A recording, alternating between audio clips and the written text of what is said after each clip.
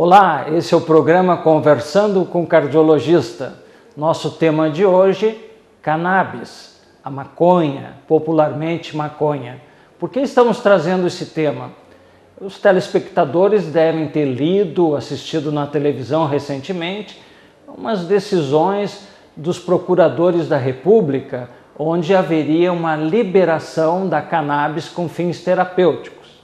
Então é um tema bem atual e por isso estamos trazendo ao programa. Para discorrermos sobre esse assunto, convidamos a doutora Gabriela Moraes da Costa, que é psiquiatra aqui em Santa Maria, com especialidade em psiquiatria forense. Doutora Gabriela, é um prazer tê-la aqui conosco. Obrigada. Bom, nós quando tocamos nesses assuntos de drogas, sempre tocamos em algumas feridas, porque nós temos que ver o lado da droga em si, a parte da medicina, a sociedade como um todo, né? E existem brigas e brigas assim, fanáticas para um lado e para o outro. Mas o nosso enfoque não sempre será um enfoque na área médica, né? Nós não vamos discorrer muito nessa área sociológica, que não é o nosso escopo. Doutora Gabriela, nós temos a cannabis que o pessoal está usando cada vez mais, a impressão que eu tenho, né? Que a droga, hoje, você vê muito uso, principalmente na juventude. Você acha realmente que está aumentando o número de pessoas que utilizam com fins recreativos? Sim. Assim, em níveis globais, o uso de substâncias psicoativas vem sofrendo redução, exceto no caso na cannabis. Não só no Brasil, mas em todo o mundo vem aumentando o uso, inclusive com fins recreacionais. Né? Em média, né, nos últimos estudos no Brasil, foram em 2012, a prevalência de uso de cannabis ficou em torno de 7% dos indivíduos já havia experimentado cannabis no Brasil. Por que um jovem experimenta maconha? Tem sido considerada a porta de entrada para outras substâncias ilícitas, né? Ainda é considerada ilícita no Brasil. A maior parte dos indivíduos que experimenta maconha experimentou antes o álcool, alguns experimentaram antes o tabaco, mas especialmente porque tem efeito euforizante, né? Intoxicação aguda, e alguns pacientes relatam assim, redução da passagem de tempo, sensação de redução da ansiedade, tem um efeito prazeroso, né? A gente sabe que farmacologicamente falando acontece, né, uma liberação de dopamina em nível de sistema nervoso central. Então as pessoas buscam esse efeito euforizante, ao mesmo tempo de melhora, né, da ansiedade. Alguns pacientes relatam melhora do sono. Tu capta isso no teu consultório, quando tu recebe um paciente que está viciado nessa droga, com uma insatisfação com o modus vivendi do mundo, da sociedade, problemas familiares. Embora os efeitos agudos sejam esses, né, prazerosos, toda a literatura tem mostrado, isso a gente vê na prática, que os efeitos a médio e longo prazo são bem catastróficos em alguns casos. A literatura tem sido assim muito séria, nós temos grandes pesquisadores, bonitos estudos bem delineados, bem conduzidos, mostrando a associação da cannabis com psicose aguda e inclusive casos de esquizofrenia, aumento da incidência de depressão, de suicídio, a chamada síndrome amotivacional, muito associada, né, em casos em crianças, adolescentes, em adultos, com prejuízo acadêmico, aumento da taxa de evasão escolar. Estudos conduzidos com gêmeos, por exemplo, que viram irmãos gêmeos, concordantes ou discordantes para o uso de cannabis, os que eram usuários, né, da maconha fumada, tinham menor taxa de diploma, menor poder aquisitivo, maior incidência de depressão. Então, os malefícios a longo prazo têm aparecido na literatura. Quando tu recebe os pais no consultório, qual é o tipo de informação que eles têm? Como é que tu detecta que o teu filho está usando maconha? Quais são os sintomas, os sinais que esse rapaz, essa moça vão apresentar? A maior parte das pessoas acha que não existe dependência de maconha, e ela existe, está bem descrita, né? Cerca de entre 10 usuários da cannabis acabam ficando dependentes. E a curto prazo, as pessoas têm dificuldade em perceber os efeitos. Na fase de intoxicação, além de ter essa sensação de lentificação da passagem do tempo, fica com as conjuntivas hiperemiadas, aumento do apetite. Então, é difícil às vezes da família perceber. Mas, com o passar do tempo, começa a ter mais dificuldade em acordar cedo de manhã, o desempenho acadêmico vai diminuindo, o paciente fica nos períodos fora do uso, especialmente nos usuários frequentes, começa a ter irritabilidade, sintomas depressivos, alguns sintomas físicos, até de desconforto abdominal, cefaleia, o apetite reduzido. Alguns pacientes gostam desse efeito, mas o humor irritável é o que mais faz com que as pessoas venham a buscar ajuda, né? Mas a longo prazo nos usuários, o prejuízo acadêmico e as queixas da família no geral, de dizer, olha, a pessoa está mais desinteressada. Ocorrem alterações cognitivas, né? Com certeza. Prejuízo de memória. Muitas pessoas acham que a maconha está associada à criatividade, a melhor desempenho. A literatura fala contra isso.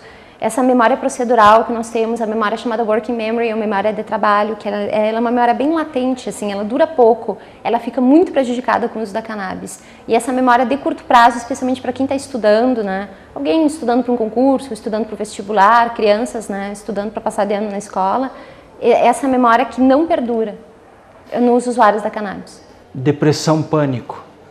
Aumenta, com certeza. Quem tem diagnóstico de transtorno do pânico deve evitar o uso da cannabis. Pode precipitar ataque de pânico, e mesmo quem não tem o diagnóstico. Porque muitas vezes esse pessoal vai usar para aliviar a sua ansiedade, o seu pânico, né? E daí aquilo fica um círculo vicioso. Piora, com certeza. Bom, nós vamos para um breve intervalo e depois continuamos com a nossa conversa agradável com a doutora Gabriela Moraes da Costa.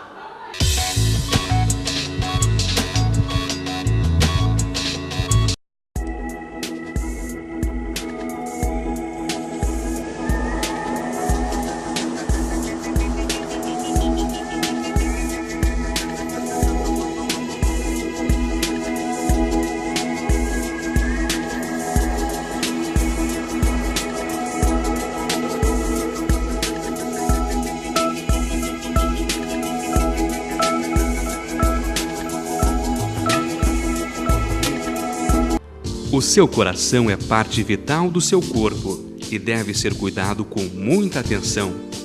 Atenção e carinho você encontra no Instituto do Coração de Santa Maria. O ICOR conta com uma equipe de médicos experientes e realiza inúmeros procedimentos, primando sempre pela ética e pelo humanismo.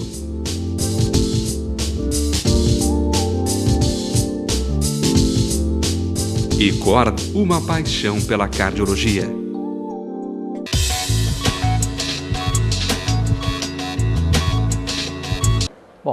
Doutora Gabriela, quando nós introduzimos o programa, nós falamos na liberação da cannabis com fins terapêuticos. E eu te confesso, como humanista que sou, na minha formação, que quando eu vejo uma pessoa sofrendo, eu vejo que ela não tem muitos recursos terapêuticos aprovados no mercado, meu coração me leva a pensar em alternativas. Claro que o meu lado racional, eu tenho que ser um ser racional como médico, científico, né? Mas eu estou falando da questão do coração. Uma pessoa com esclerose múltipla, uma pessoa com câncer, com metástase, com muitas dores, que tenha dificuldade com náuseas, vômitos pela quimioterapia. Nós poderíamos usar com fins terapêuticos e nós teríamos então uma redução e uma qualidade de vida melhor para essas pessoas? Que a literatura tem mostrado, inclusive eu vou citar um estudo do JAMA, que é uma revisão sistemática e meta-análise somente sobre o uso da cannabis e seus derivados, né? Saiu em 2015.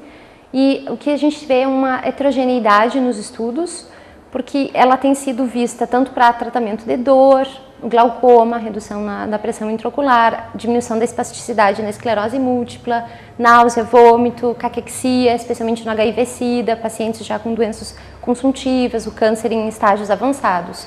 Então a gente tem várias causas. Se nós fôssemos citar o que a literatura mostrou, por exemplo, cerca de 28 estudos, pacientes tratados, né, com cannabis ou derivados, com dor, tinha ali pacientes com câncer já em estágio avançado e tinha também pacientes portadores de fibromialgia. De 28 estudos, 17 tinham problemas metodológicos bem consideráveis. Então, a gente tem que se debruçar sobre essa literatura antes de ter uma ideia apaixonada sobre a coisa. Tem muitos juristas dando opinião sobre legalização ou uso terapêutico, sociólogos, humanistas, mas do ponto de vista médico, a gente tem que ter uma opinião embasada na ciência. E o que a ciência tem mostrado? A evidência robusta sobre os efeitos terapêuticos ainda não há. Evidência moderada para melhora da dor e para melhora da espasticidade na esclerose múltipla, isso foi encontrado. Para as outras causas, as evidências são fracas. Os estudos, a maior parte, não foram bem conduzidos, não tiveram adequado tempo de acompanhamento e o número de pacientes em cada um, pequeno, né? Então, se nós separássemos, por exemplo, o paciente que já tem um câncer em fase fora da possibilidade terapêutica, é uma situação. O portador de fibromialgia, que é uma patologia crônica, que não leva à mortalidade, embora prejudique a qualidade de vida, é outra situação. E uma coisa que a gente também tem que separar é o efeito da cannabis sativa, do efeito do canabidiol, da nabilona, do canabinol. O que significa? Que nós temos a planta em si, que tem em torno de 400 substâncias químicas, e ali dentro tem 60 alcaloides, que são os canabinoides, e os canabinoides sintéticos e os naturais. E, por exemplo, foi liberado pelo Conselho Federal de Medicina para prescrição por psiquiatras e por neurologistas o canabidiol. O canabidiol é um componente da cannabis que foi isolado, tem fins terapêuticos e foi liberado somente para prescrição na epilepsia refratária na infância e na adolescência, né? Porque a prescrição da cannabis in natura, a sativa, aos pacientes é vedada pelo Conselho Federal de Medicina. O médico não pode fazer essa prescrição. Até o presente momento isso é vedado, né? Mas nestes casos, por exemplo, né, em que nós temos demonstrado melhora terapêutica, tem sido feito com componentes isolados, que não têm efeito psicoativo. Então, a cannabis tem efeitos, por exemplo, de aumento do risco de psicose, aumento do risco de depressão, piora cognitiva, prejuízos especialmente em memória, e o risco de dependência, né? E todos estes efeitos não são vistos, por exemplo, com canabidiol. Então, o canabidiol, o canabinol, a nabilona, esses são os componentes isolados que são considerados seguros. O que pessoas que têm estudado bastante o assunto têm recomendado é isso, que nós devemos fazer então mais estudos, mais pesquisas, inclusive testarmos a segurança da planta em si, antes de fazer o uso, né, em nível populacional. Sabe o que tu me lembrou? Eu comecei a refletir que agora existe uma polêmica com a fosfoetanolamina, né? Que é um medicamento pesquisado lá pelo pessoal de São Paulo, na USP, né? Que foi pesquisado por um químico, acho que não me lembro se foi, acho que foi em Campinas, alguma coisa assim, e que está surgindo agora uma série de ações judiciais no sentido de liberar essa droga para pacientes que têm câncer, né? Então, existe o enfoque jurídico da coisa e o enfoque médico, né?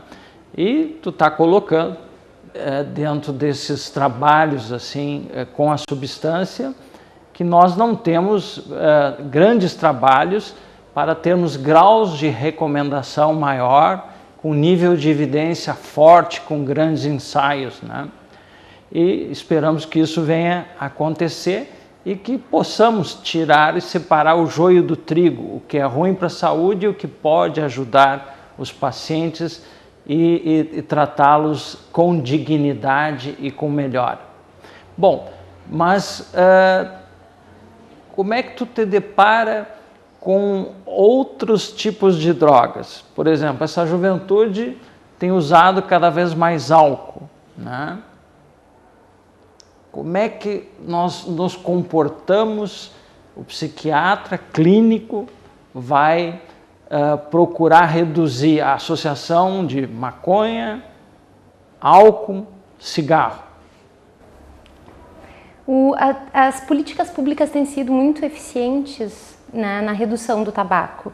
A proibição de uso em voos, em espaços públicos, em meios de transporte, até na parada do ônibus, né, as alertas nas carteiras de cigarro contribuíram muito para essa redução. E, na verdade, a prevalência do uso de tabaco, tanto no sexo masculino quanto no feminino, no Brasil, vem só diminuindo. Fica em torno de 16%, né, a prevalência. E hoje ainda é um pouco maior no sexo masculino do que no sexo feminino, mas a redução tem sido maior dentre os homens do que entre as mulheres. E eu acho que essa política pública muito efetiva foi mais efetiva com o tabaco do que com o álcool. E o que a gente vê nessa mídia, toda essa polêmica, né, com relação à cannabis e inclusive aos seus efeitos terapêuticos, passa uma ideia de benignidade para as pessoas. E não é bem assim. Então, existe o lado dos benefícios, mas também existe o lado dos malefícios. E a gente sabe que, claro, o álcool tem sido considerado pela literatura como uma grande porta de entrada para o uso das demais substâncias, inclusive as ilícitas. Então, eu acho que tanto essa facilidade de acesso ao álcool vai facilitar o acesso à cannabis. Isso também é favorecido pela opinião da mídia. O que se tem de uso de maconha na gravidez? Eu não estou ciente de nenhum estudo sobre efeitos a longo prazo, né? Assim, do que pode acontecer com a criança no futuro. Tem mais estudos feitos, por exemplo, com o uso da cocaína ou seus derivados na gestação. Não foi associado o uso a malformações fetais maiores, né? Por exemplo, espinha bífida, a fenda palatina, que se esperava que isso pudesse vir a acontecer, não aconteceu. O que se viu foi prejuízo comportamental, aumento de transtorno de conduta, bebês mais difíceis de serem consolados, especialmente déficit cognitivo, problemas mais comportamentais, mas não malformações maiores. Não vi nenhum estudo assim, a longo prazo sobre também associação com malformação sobre o uso de cannabis na gestação. Muito bem. Nós vamos para um novo intervalo e voltamos para o fechamento do programa com a doutora Gabriela de Moraes da Costa.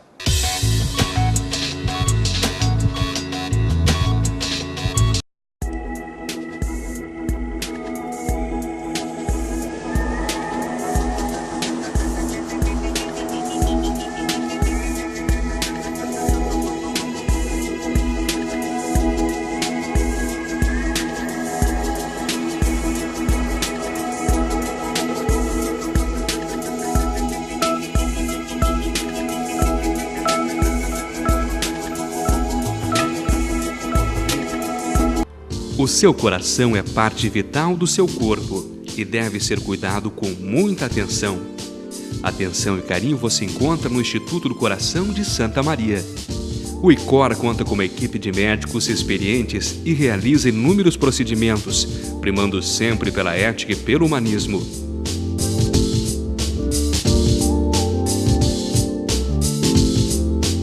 ICOR, uma paixão pela cardiologia.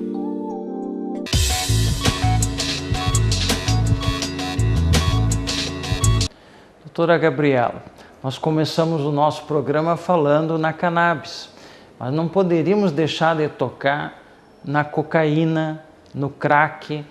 Você vê reportagem, Jornal Nacional, Fantástico, mostrando aquelas zonas de viciados, séries de televisão, recentemente teve uma que teve muita audiência, né, mostrando aquela vida degradante dos viciados, né? Isso está aumentando? Vem aumentando. Em torno de 5% da população do Brasil já experimentou pelo menos uma vez na vida cocaína ou crack, que o crack é um derivado da cocaína. O Brasil não tem plantações de cocaína, então as plantas de coca são feitas lá, né? A plantação transforma em pasta base, a pasta base vem para o Brasil. Os estudos mostram que tem vindo especialmente de Peru, Bolívia, em primeiro lugar Bolívia, em segundo lugar o Peru, em terceiro lugar a Colômbia. E aqui as refinarias que pegam, né, a pasta base e transformam no cloridato de cocaína, que é inalada, ou a associação com bicarbonato, amônia, e fazem o crack. E é uma verdadeira epidemia no Brasil atualmente, tem sustentado bastante o tráfico, né, cocaína e seus derivados, cursa com bastante agressividade, o risco de dependência é bem elevado, especialmente com relação ao crack, o início de efeito é em segundos, e a duração média de efeito é de 15 minutos. E por ser potente, os pacientes, né, os indivíduos, os usuários, usam várias pedras no único dia, numa única ocasião. Então, uma droga que aparentemente ela é barata, porque a pedra custa entre 5 e 8 reais, mas como o usuário usa várias pedras, ela acaba se tornando rentável. E essa, se não houvesse, por exemplo, um bom controle nas fronteiras, provavelmente esse problema não vai terminar tão cedo. Nós começamos a falar na cocaína e eu sempre me lembro, quando eu estava em Porto Alegre, fazendo minha formação, eu fiquei 8 anos em Porto Alegre fazendo minha formação em cardiologia. E me chamou a atenção muito, já faz tempo, né? Um menino de 19 anos com infarto agudo do miocárdio. Nós atendemos lá no Instituto de Cardiologia e ele às 2 da manhã tinha usado cocaína. Ele fez espasmo coronariano e a causa do infarto então foi o uso de cocaína. Aqui em Santa Maria nós trabalhamos com síndrome coronária aguda, né? Com infarto agudo do miocárdio, que temos bastantes casos dia aqui em Santa Maria e geralmente acabam no serviço de hemodinâmica, né? Pela possibilidade de desobstrução da artéria com angioplastia primária. E volta e meia nós nos deparamos com indivíduos que chegam na UPA, no PA, e depois são transferidos ou lá para o hospital universitário, ou chegam aqui no pronto-socorro do Hospital de Caridade, e você vai vasculhar e é importante perguntar se usou a droga, porque a gente sabe o potencial causador de infarto da cocaína, dando espasmo na coronária, né? E nós tínhamos falado anteriormente na maconha, né?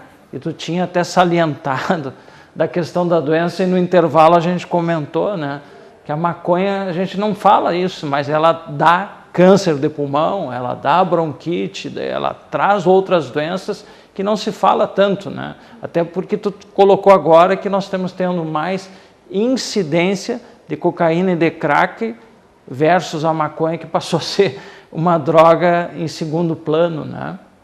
Mas a abordagem que vocês têm como psiquiatra desse pessoal, que aí é mais difícil de tratar do que a maconha, né? O grau de dependência maior. Vocês atendem um paciente drogado, esse paciente vai para uma clínica de reabilitação separado? Como é que é estadiado isso?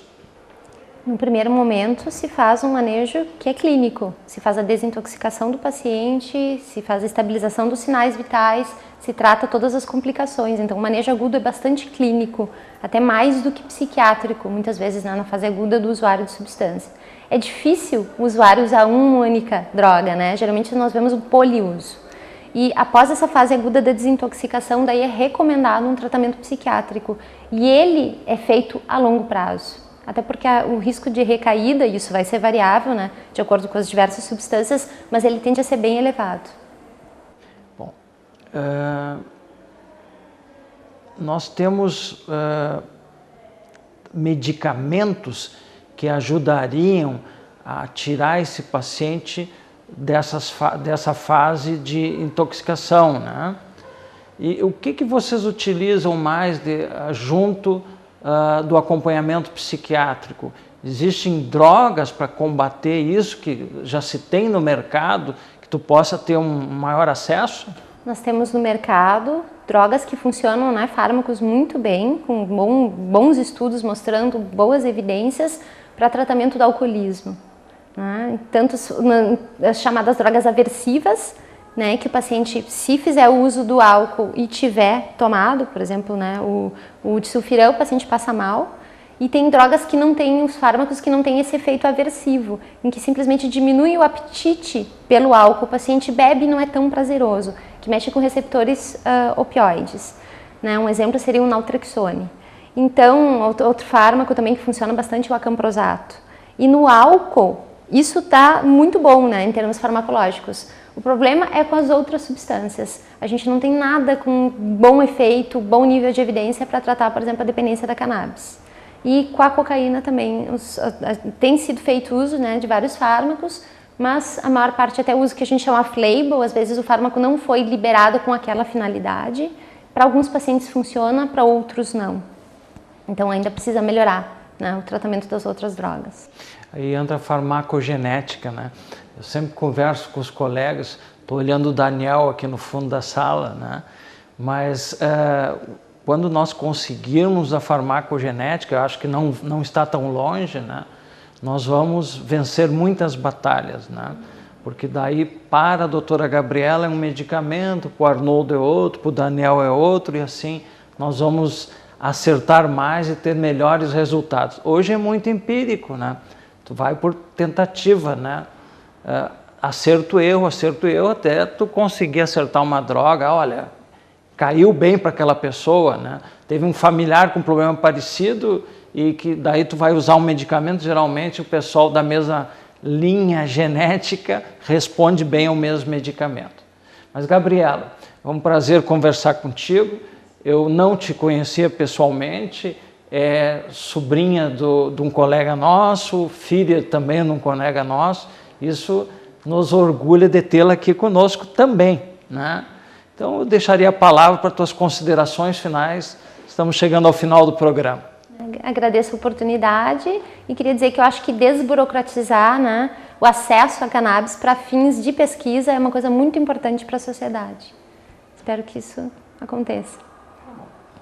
Bom, chegamos ao final de mais um programa Conversando com o Cardiologista, hoje com a doutora Gabriela de Moraes da Costa, psiquiatra que está conosco aqui em Santa Maria para ajudar a população e engrandecer o atendimento médico na área de psiquiatria. Meu muito obrigado, até a próxima semana, obrigado pela audiência.